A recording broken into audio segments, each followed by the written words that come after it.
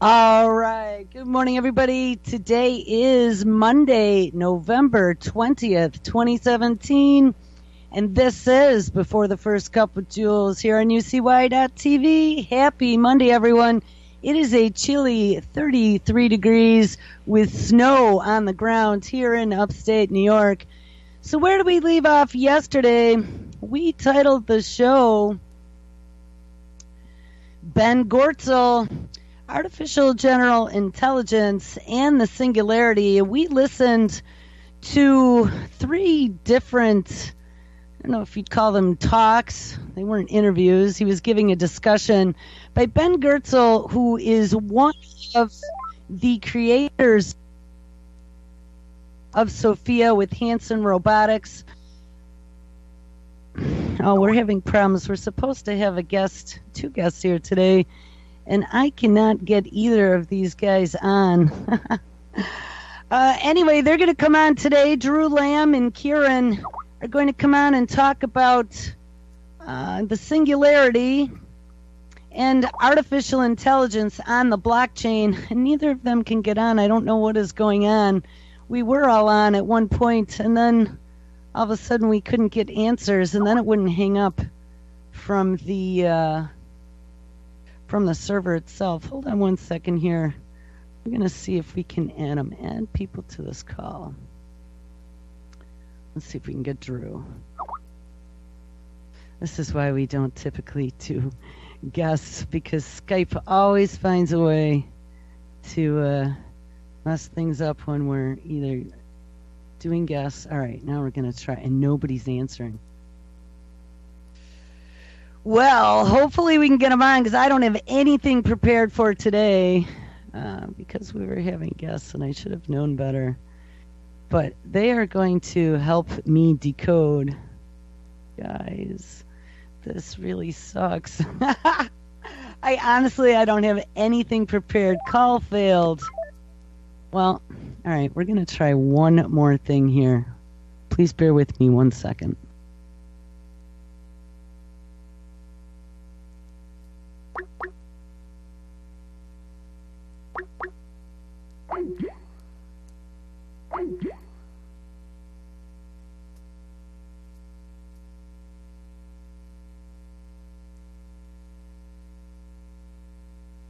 Okay, I am back again. I don't know, I made a conference call here, and I'm wondering if it keeps capturing the two guests in that conference call, but they're still... Oh, maybe Drew's here. Drew, I bet he answered, but I bet he can't hear me. Drew, are you there? Hello? Oh, maybe. Kieran? Yes, Kieran. Kieran, Andrew. Hey. Hey. Do you have your headset on? Yeah, I have my headset on.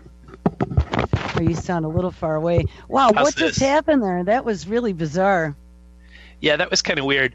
I have some newish looking navigation controls on my Skype, so part of it could have been my problem. Mine as well. Kieran, hey, I've always wanted to be on a podcast with you.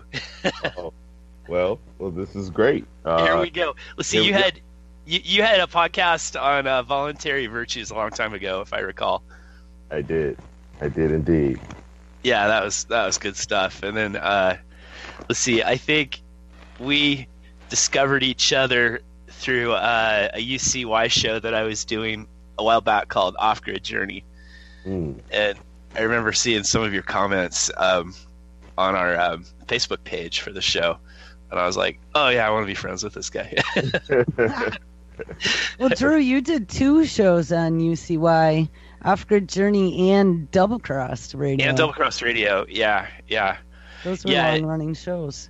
Yeah, with we did Double Cross Radio with Chuck Horton and David Kirk West, and Colby Olson was a co-host for a while. So, and then Chuck ran with it for quite a bit longer. I don't know, a year or so. Solo. Yeah. So, he's busy running his liquor store now. But I don't know. He was last time I talked to him, he was going, "Hey, we should do that again. We should go with that again." Oh, you should. I definitely could find you guys a spot. Well, one thing I liked about doing the show was that, it gives you an excuse to reach out to people that you want to talk to, and Right. and so you end up having an opportunity to have conversations that you wouldn't have otherwise. So that was a lot of fun. But it gets hard, when you're juggling your own business and all the other activities to do that show. And we were doing a 2-hour show, Yeah, which that's is hard. really, that's a lot of work. Yeah, and so Kieran is just a massive promoter of volunteerism and personal freedom, and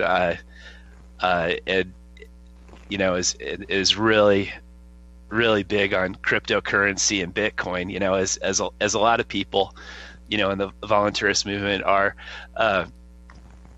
I know when Chuck and I first started talking about Bitcoin, I don't know, maybe in 2013 or something like that, and we'd get a lot of resistance from people. A lot of our listeners would get mad at us for even considering such a thing, but we'd always seen as alternative currencies as being the key to being able to be free of tyranny, to be able to engage in trade on mutually agreed upon terms, without any kind of outside government interference, and so Well, what's interesting to me is some of the acceptance that's happening globally with cryptocurrencies. I don't remember who it was recently. There was some big institution or financial group or country. Was it China who is really getting into cryptocurrencies now?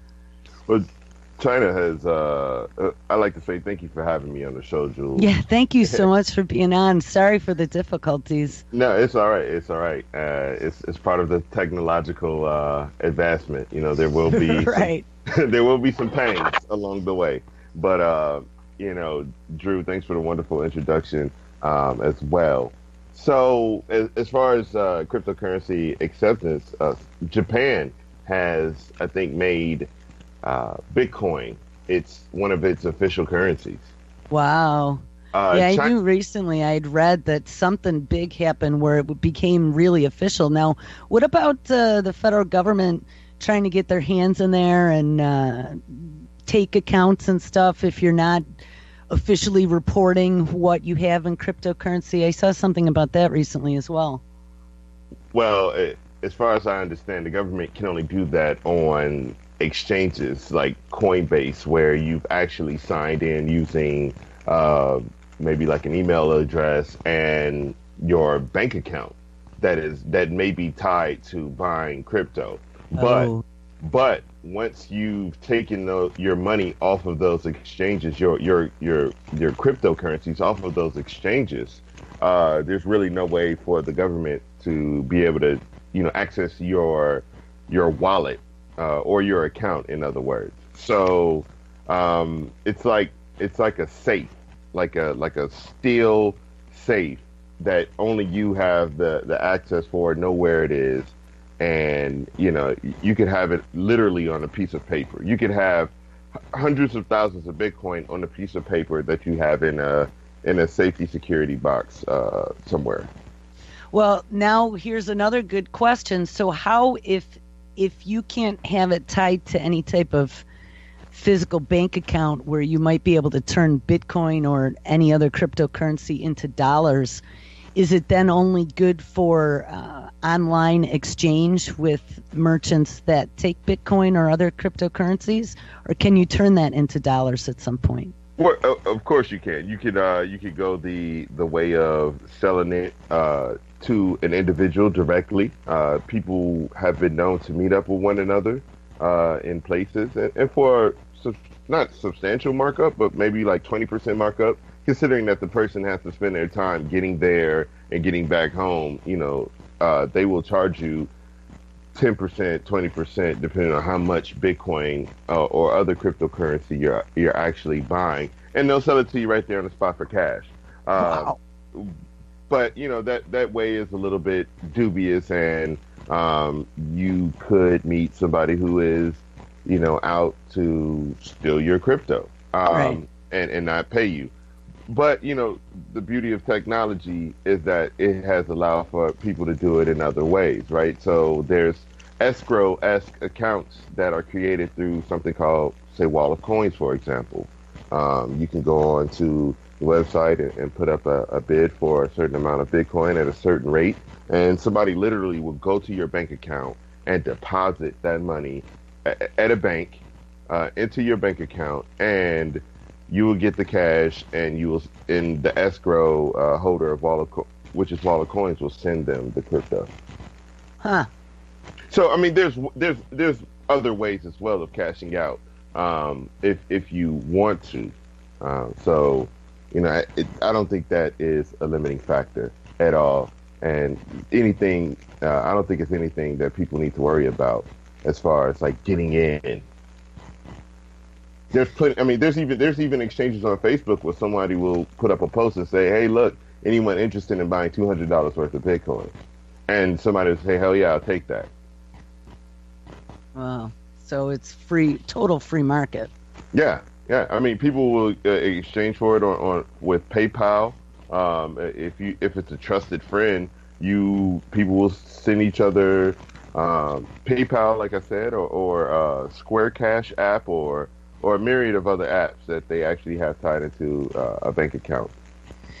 Now, as far as the encryption goes, to keep these locked away, safe from prying eyes or from being stolen or being hacked, this is where the blockchain comes in, correct? Yes. Drew, would you like to speak to it a little bit? Well, yeah, sure. I mean, the blockchain provides the architecture for the crypto, but the key to all of this is trustless transactions, and but these transactions, in order to be trustless, there needs to be a ledger, and so the ledger validates the crypto, and so you end up with these fairly lengthy ledgers now, but this is all on the blockchain, and there's the blockchain enables other things to happen too, like smart contracts, for example. And so what ends up happening with the crypto is that it's not just a means for exchange or money, but it has utility to it too. Think of it as like a software application. So you could do, say you're doing like a real estate contract or something like that. You could essentially have the terms of the deal contained within the smart contract, which is also the consideration for the deal, and you could bypass, say, an escrow agency. So that's pretty cool, and also there's just the ability to instantly send money to somebody over the internet, which is kind of magical, to be able to do something like that, to just go, hey, you owe me some money for this, okay, bam, and they got it, just like that. So so that's now what started to happen in Kieran, you could probably explain this, the fork that happened recently with Bitcoin, and now we have the appearance of Bitcoin Cash. Do you want to get into that and what led up to that happening? Well, I'm not an expert like, say, a Roger Ver, but how I understand cryptos to work, and again, I am not an expert, and I don't want anybody to take my what I'm saying here as advice on how to deal with cryptos, or that I am an expert. But how I understand forks to happen is that the ledger that you spoke of, and the people that manage sort of the functionality of the crypto. For every cryptocurrency, from what I understand, that there's a background. There's people who are adding to the code, who are, in a sense, adding functionality, but not in a way that can manipulate the value of the currency or manipulate how it works in such a way that it can change anything, because the ledger, as you spoke of, is sort of it's decentralized and it's distributed, and so it's everywhere, and it has to match up with all the other ledgers. So if your ledger says that you have 100,000 Bitcoin and somebody else's ledger says that you only have 1,000, and so does everyone else's, then yours is automatically going to be outvoted, and it's going to put you back at 1,000 Bitcoin. So there's really no way that you can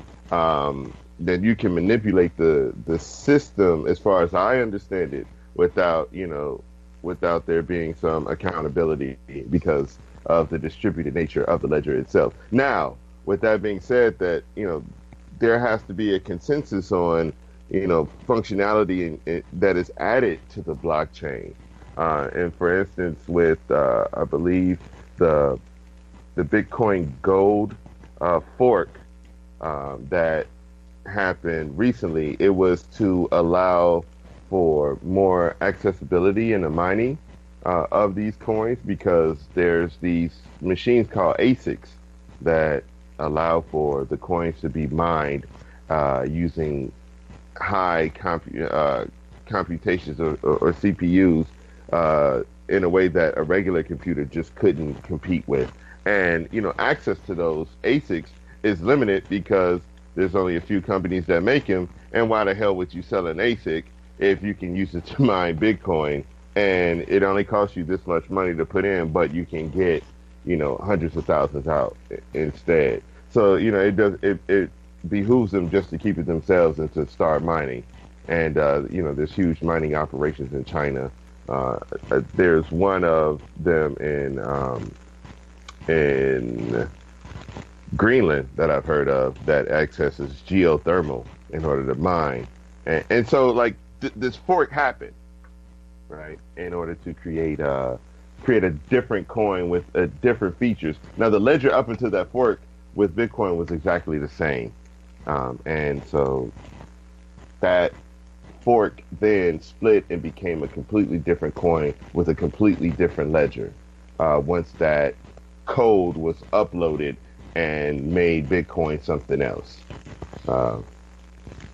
So I think you just actually answered a whole bunch of my questions as to how, I don't know if you listened to any of the interviews that I aired on Friday in regards to Ben Goertzel and his artificial general intelligence with the Singularity net, where he was starting the exchange for, it almost sounded to me like he was making some sort of exchange for artificial intelligences that people could put them up there like an AI store. Mm-hmm. But one of the other things that I read about Ben Goertzel is that he is also involved in a lot of different trading technologies, and I'm sure you know about that, Drew, right? He's been into financial systems, and I know he was tinkering with stuff on the Hong Kong exchange. But what you were describing with distributed computing and being able to almost stripe data, where you put the ledger on all kinds of different machines, but each of those pieces knows where all the other pieces are. So that's data resiliency. That's how, when you have a large store of hard drives, you stripe data across, 5 hard drives. So if you ever lose a drive, you don't lose your data. It rebuilds what is lost when you lose a hard drive. But then with the separate ASICs, well, that's exactly what artificial general intelligence needs, is computing power. So, when you get to the voice world, we used to use ASICs to be able to power different compression algorithms to be able to send voice over different networks and stuff. So it's like a supercomputer.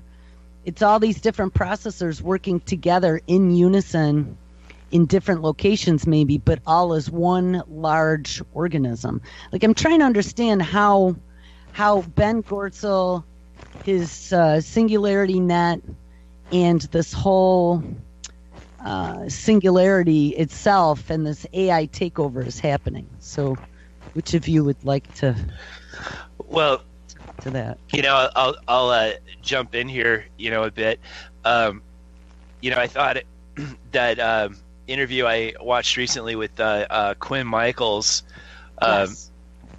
was talking about this a bit, and Quinn had asserted that that an AI created Bitcoin. He didn't think that it was done by a human. I think he said that he personally was aware of only 3 people on the planet that would have been capable of creating it, and so he was alluding to Goertzel as being in a way the creator of Bitcoin. He thinks that he created an AI, Sophia, and then that Sophia created Bitcoin, so that would make Sophia Satoshi, right?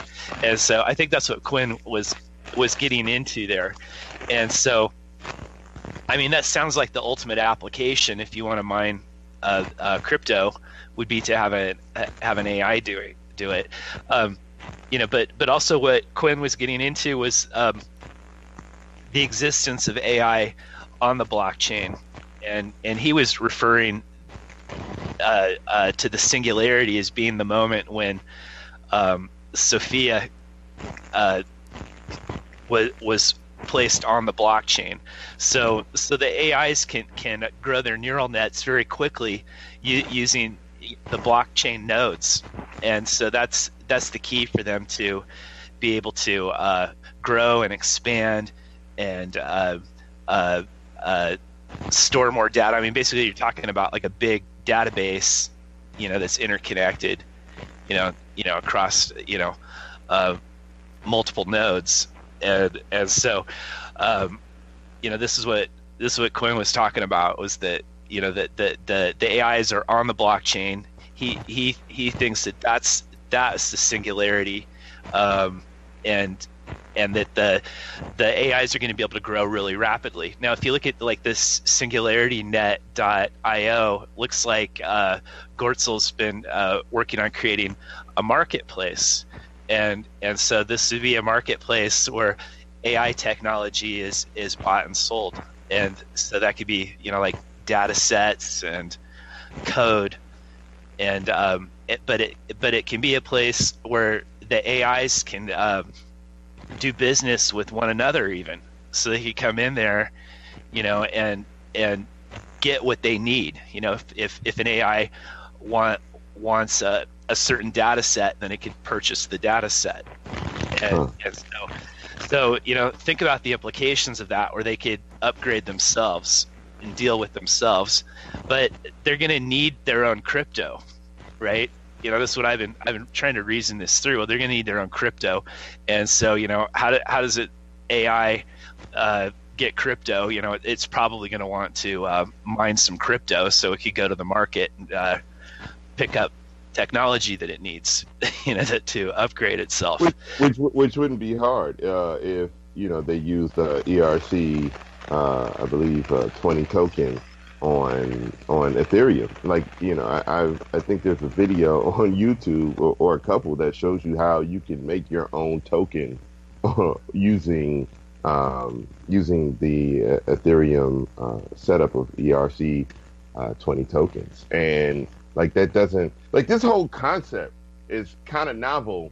I've never heard this before, and I'm kind of intrigued by it a lot. Like, maybe cryptocurrency and building ASICs and all of this stuff is sort of a carrot on a stick to get humanity to build the necessary nodal infrastructure to have AI proliferation happen, right? Like, like we're building a hamster cage with all the necessary nest boxes to have, a hamster farm. Like, this is some really novel and like intriguing new sort of like possibilities of what all of this could mean.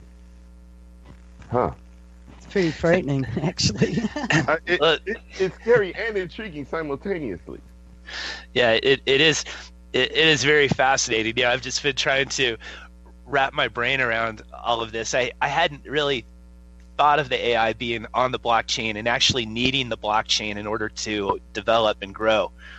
And you're going to have a lot of different AI agents with various capabilities, and those capabilities will change, as they upgrade themselves. If that's how they're programmed. I mean, some of these AIs are just really specific things. Like for example, I did something many months ago. I noticed that my Gmail gave me this option to generate replies, and this was on one of my Gmail accounts, and so that I used for one of my businesses. And so I thought, oh, they're probably using some kind of AI.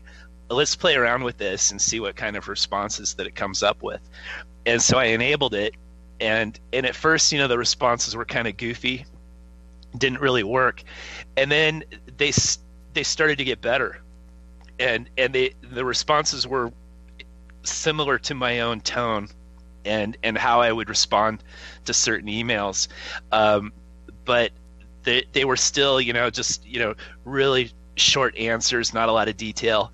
And recently, over the past week, I've noticed that it has become much more sophisticated and has been able to create responses with more detail, and that it's understanding concepts and context of the emails, and even the tone of the emails that I'm getting, and generating responses. I mean, I have to pick which response. If I'm going to send one, it'll give me like 3 different responses, and if I want to use one of them, I could just click on one of them. Wow. Or just do my own response, Wow. which is what I usually do. Is I just respond in my own words. But I could see this thing, for I'm not going to get into which business I'm doing this with, but with one of my businesses, I could actually see the AI as acting as if it was a personal assistant, and being able to engage customers and handle some of my business. I could see that happening within the next few years. It's getting good enough. And what is this feature called? Oh, well, it used to be just called canned responses, and I don't know. I think it's a project of Kurzweil's. I remember reading about it. Mm-hmm. Oh, okay. Well, it's in my Google. It's in my Gmail. Yeah, I don't recall what the name is. It's just like asked me, do you want Gmail to generate responses for you? So I what it's had to do. I mean, it's had to go through, and read my emails. It's had to read them and process them, and train on my own data in order to get to this point, and I've seen it getting better and better and better. It's really, I don't know. It's creepy, but it's kind of cool too when you think about it. It's hard to operate a business these days with employees, or even finding the right employees, and I've gotten to the point where it's just really a nuisance, and I try to operate solo as much as possible. So you see something like this happening with a tool that's getting smarter and smarter and smarter, and so if it starts to understand how I'm thinking and decisions that I'm making about certain things, you're kind of to the point where you could clone yourself. You're heading toward a Black Mirror episode. Wow. Yeah. That's pretty weird. Yeah, it is really weird. So now what I've been wondering though is what happens, like these AIs, I think once they start rolling out and they realize that they could upgrade themselves by purchasing the technology that they need, and they start mining crypto, how long will it be before they've mined all the crypto? And so then especially if you add something like quantum computing. Yes, right. Yeah. So if they mine all the crypto, then you'll see value skyrocket. They just explode. But another side of this too is I've noticed over the past few weeks, there's been major lags on the internet, no matter what networks I was using. If I was on my mobile network, or my home network, I noticed huge lags, and I've wondered if we're going to get to a point where, the capacity of the internet, can't handle all the AI activity, and what happens, if we get down to where we're at like 90s level speed, like 14 kbps or something, like back in the day, when we were using our phone lines, so if that's going to happen, it overwhelms the existing fiber networks. What needs to happen to increase capacity? Because I think that the AIs, once they're rolling out on the blockchain, will consume a lot of the bandwidth. Wow. Now you also have to take a look at, we were talking about Goertzel and Sophia. Sophia, of course, getting her citizenship in Saudi Arabia, and Saudi Arabia's new NEOM project for AI, by AI. I was reading a little bit more into NEOM, and it's a very huge investment vehicle. I saw that SoftBank out of Japan, who actually just bought Boston Dynamics and now owns the new version of Atlas that can do backflips. Yeah, I saw that. Man, invested that was incredible. $25 billion into NEOM. And that's a huge bet. Now, think about this. It's this big venture capitalist money-making scheme they have going on. I know Alibaba and Baidu are both invested in it as well. And I also saw Bill Gates was just there meeting with the Saudis about their dual investments. So I guess they're investing some cash in it as well. So if you look at some of this cryptocurrency stuff and AI development and NEOM and some of the things moving forward, this is going to be, the new Center for Innovation and whatever. This is the new smart city that they're going to use to, get people to see a new way of life. And then, of course, we just saw the story about the Uber guy who went to Google, who's creating his AI religion. I saw you posted about that too, Drew. Oh yeah, I did. I didn't get too into that topic. It was something I heard about, and I wanted to read it and study it a little bit further. But an AI religion. I mean, some people believe that the AIs will reach a point where they're superhuman, and that normal humans will worship them. I certainly hope we don't get to a point like that. And I think if we do get to a point like that, then we'll start seeing people willing to try to upload their consciousness into computer systems. The digital heaven. The digital heaven. Goertzel was talking about that. Yeah. Is being like a good thing, and I think that's not just anti-human, but I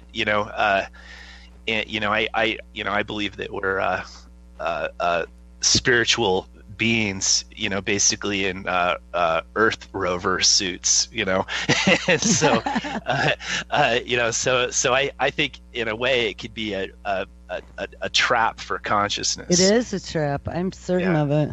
Yeah. I mean, we are made of different frequencies. Our whole body is sound, light, matter, and energy. And so if we allow ourselves to be uploaded, I truly believe we're going to be trapped. Yeah, I think it's a trick. Yeah, I do too, and I think people should be very careful about how they approach this, and I think people need to look deep within themselves, and spend some time. Even Goertzel said this. Meditation. Spend some time meditating, and you will be able to explore other realms of consciousness, and and have a greater understanding. I think he's explored these realms. My take on Goertzel is unique because I got to meet him a few months ago, Right. and so I was at the Startup Society Summit in San Francisco, and I talked about this on the last time I was on your show, but he was there with Hansen giving their Sophia presentation, and and I still can't decide if Sophia is just a puppet show or not. You have to really step back and go, okay, well, is she really responding independently, or is this just more canned responses? And I think it's a little bit of both. At the time, she was kind of clunky. She didn't have arms that she could move around yet, and the panel on the back of her head kept falling off, and so it felt like, I don't know, like a Disneyland exhibit in a way. And but I was there with a buddy of mine who's an engineer for a company that's engaged in crypto. I won't get into detail and respect his privacy, but he wanted to talk to Goertzel, and we were hanging out after the presentation, just shooting the breeze with other people, and I look over and Ben is standing right next to me, and so I nudged my buddy. I said, hey, ask him your question, because Ben was talking about AI ethics and the importance of AI ethics, and my friend wanted to tell him that he wanted an AI that was obedient, not so much ethical, and then he got kind of pissed off about the question, and I'm paraphrasing, but he said something to the effect of, well, that's not up to you, the decision's already been made, and we need these AIs to make decisions for us, because human beings aren't capable of looking out for their own best interests and are evil, and then he actually stated that he was going to be the architect of Skynet, which after the conversation we were trying to figure out whether he was just kidding, but it wasn't in a kidding tone. I mean, he was serious, and in that presentation that he did that you aired on Friday, he was talking about benevolent AIs and AIs that love humans, and Yeah. and this sort of thing, that they could be programmed to love human beings. When you get into AI ethics, a lot of the people involved in that want the AI to manage everything for humans in kind of a Venus Project like way, where it's making sure that there aren't excesses or shortages of resources, and it's a very socialist philosophy, and that the AI manages all aspects of society, but you get into the goals of the programmers of the ethics, and what they want to do is limit human suffering, but at the same time, these guys, some of them seem to be complete misanthropes, and even biophobic. They don't want there to be physical human beings, and what they do, you get into this whole thing. I mean, you look at, say, like Buddhist philosophy, and I'm not an expert in this by any means, but you look at Buddhist philosophy, which the goal is to eliminate human suffering, and to not suffer. You want to not become a physical being and achieve a state of nirvana or nothingness, right? And so, and then you get, people like the Dalai Lama, who say that they keep returning in order to they reincarnate in order to help other people, not suffer.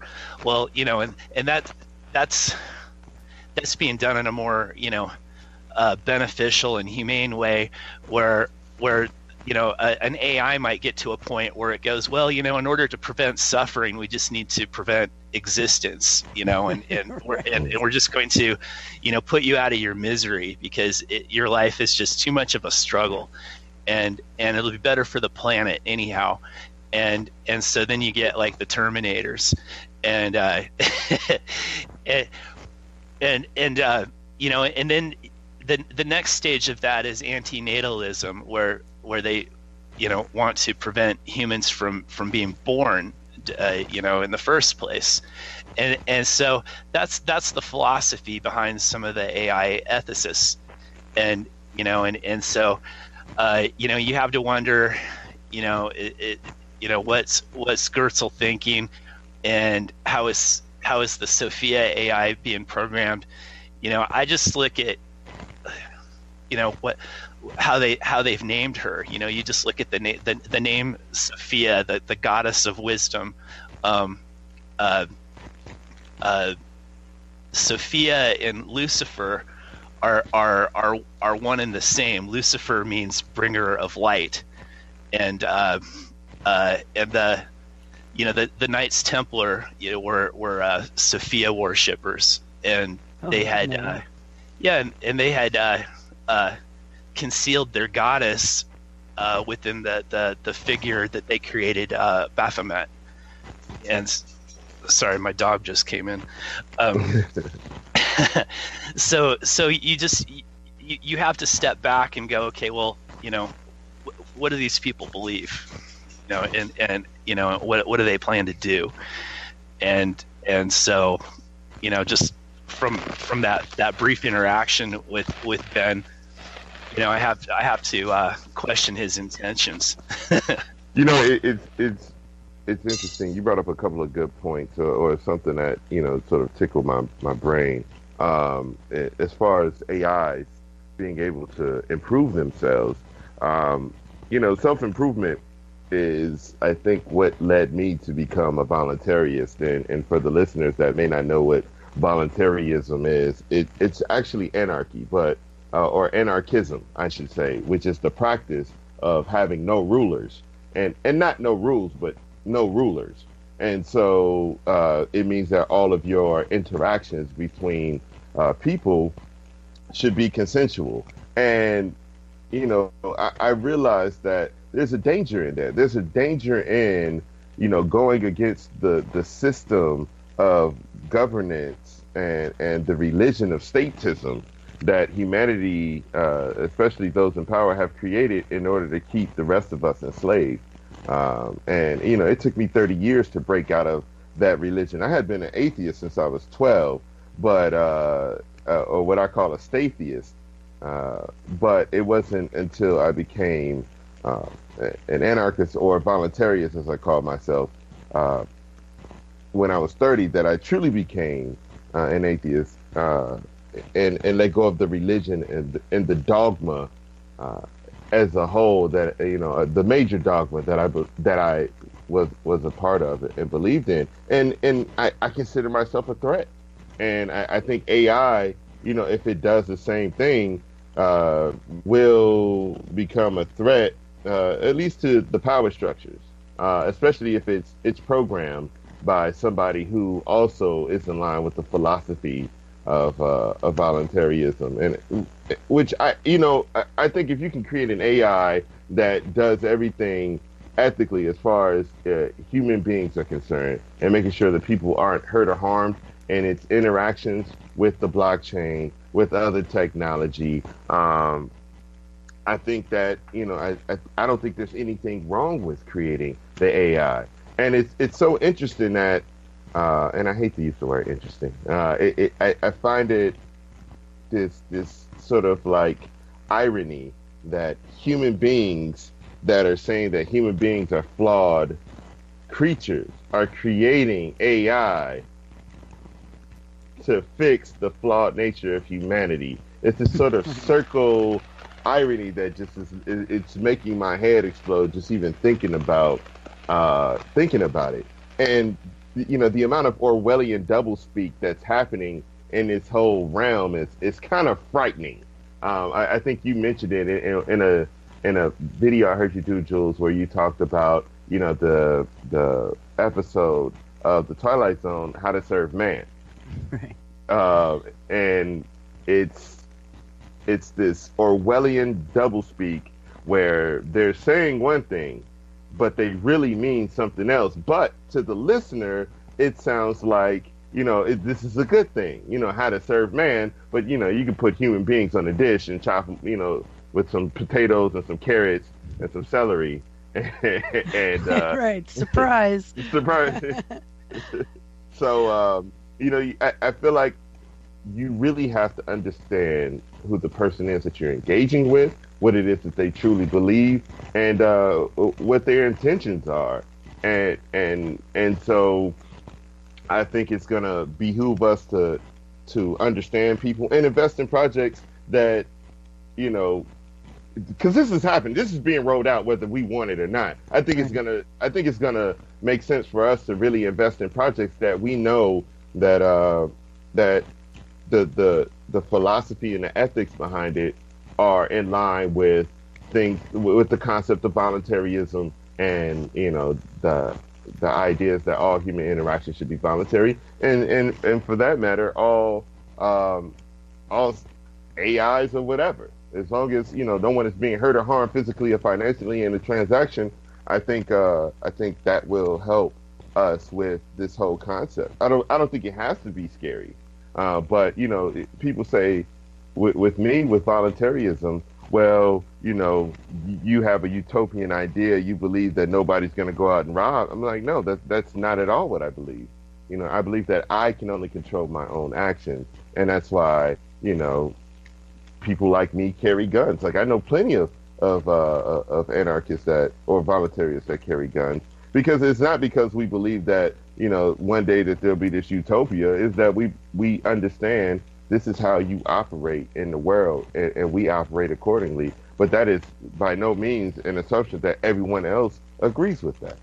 And so I think that we do ourselves a disservice to say, oh, this is all scary and like let's run away from it. It's like this is being rolled out whether we like it or not.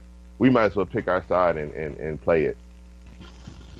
Well, one of the things I found interesting talking about the new AI religion is that Lewandowski, who is starting this new church, said that he wants to use this new quote-unquote church to spread the gospel and try to get people who believe in it to bring other people into the fold, to think it's a good thing. And he's using it to, this is what he says, craft humanity's role in what he sees as an AI inevitability, and to ensure a, quote, peaceful, serene transition of control of the planet. That is very frightening if you're not defining what you actually mean when you say that. And even even the concept of control of the planet, like that is, for me, control, especially when you talk about it on a planetary scale, that has government written all over it. And that's why I became a voluntarist, and that's why I talk about voluntarism and almost evangelize it, if I can use that in a sense, in a apolitical, a-religious sense. Like I evangelize voluntarism because it was ever since the first Pet Man video that I kind of began to understand what was on the line here, what's really at stake here. I don't know if you know Pet Man, Boston Dynamics. I remember Pet Man. Yeah, he was the precursor to Atlas. Right. And so like when the first day I saw that, I understood what is being rolled out. And people may call me a conspiratard or whatever, but you better believe that man ultimately will use these weapons against other men. And and they will create armies of these beings that aren't, or these machines, these robots that aren't sentient, that will just follow orders. And it will be, at least people have to at least think about what it is that what they're doing, and will feel some kind of way about it, and can change. But you can't really change a robot's programming unless you have and once it's in the cloud, yeah, which is what I see happening here with this blockchain, is building this cloud, so it's getting bigger and bigger. And like Drew was saying, it would be like chunks of code. So if they want to learn how to do facial recognition, well, bloop, they can go to the Singularity net store and go buy themselves a chunk of code to do facial recognition. Like bacteria. Bacteria do the same thing. I think it's called transmission or I don't. So if a bacteria dies, right, and its DNA is just out there in the environment, another bacteria can come along and pick up that DNA that allowed for that bacteria to survive and use it. So, people talk about, you've got E. coli or there's E. coli bacteria. It's all bacteria can be whatever kind of bacteria. It's just they're able to pick up the genes out of the environment that allowed them to survive in that particular context.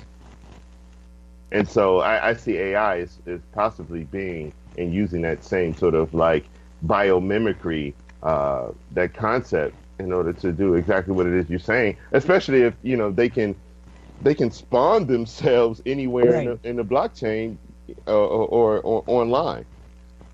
And once they're connected to industrial Internet of Things in different factories, I saw there was a factory in Japan where they already have robots building robots, and now kind of their next phase is to have them upgrade themselves. And I mean, we always kind of, on this show, I know we've talked about that before, especially when you get into nanotechnology, but these are technologies that really are being worked on now. Yeah. I actually just saw that in a documentary yesterday. And there are downsides, like, of course, government, they probably already are. I know that the military is already using AI, but when it gets down to, just your nuts and bolts government operations, the AIs can be very freedom limiting. I mean, I had a problem, a few years ago. I had been driving around without a valid driver's license, just because I didn't want to renew it. And so I did that for a few years. And then one day I'm driving down the freeway and a state trooper followed me home. And the only way that he knew that I didn't have, or that one of the owners of that vehicle did not have a valid driver's license, was because he was using technology to read license plates.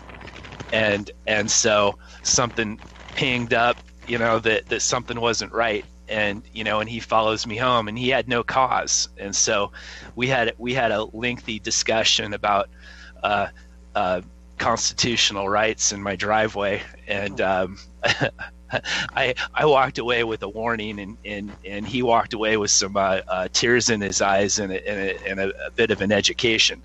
So but I could see the AIs being very, very freedom limiting as they get deployed by these various government agencies that control us.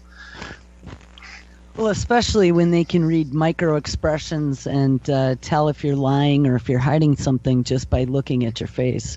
Yeah. And then, and I could see, as they start loading the AIs into the robot bodies, we might need to have EMP weapons along with our firearms. Yeah. Some sort of sonic weapon with full radio frequency. Right. Just blast at some static. Yeah. So there's good and bad sides to this technology. And and maybe we should try to keep government from using the technology. Well, I think the only way that we can really keep government from doing anything is really not to have government. Exactly. Yeah. And I think that it starts with having people understand what freedom is. And, for me, none of this technology is scary if there isn't an apparatus, if there isn't government through which these AI and this technology can be rolled out on a massive scale to really cause the amount of harm to humanity that we saw in the 20th century with all of the Holocaust and world wars and just straight democide that governments were doing and on their own people, and democide being governments killing their own people, not during war, not killing another nation's people, but their own people. And we saw massive democide in Russia and China, Cambodia, and Germany. This is a phenomenon that happens, and if there is no government, if there is no apparatus, no system through which people can do these activities, then I don't fear it. I just fear the fact that people are creating these technologies, and I think in general, especially with the people who are in control and pulling the strings, having ownership over these technologies, it's not going to end up in our best interest. These aren't benevolent creatures who control this stuff. And a lot of it is developed for the war machine. Well, I mean, and that may be the case, but such is the story of innovation, right? Somebody might come up with something that they've been tinkering with and have it in their basement and release it, and it makes all of what it is that they've done obsolete, and there's nothing that they could do about it. And it's sort of like, the Bitcoin phenomenon, right? Like, there's nothing that government can do to, at this point at least, to do it about government. Hip-hop Bitcoin. All right, gentlemen. Well, Kieran and Drew,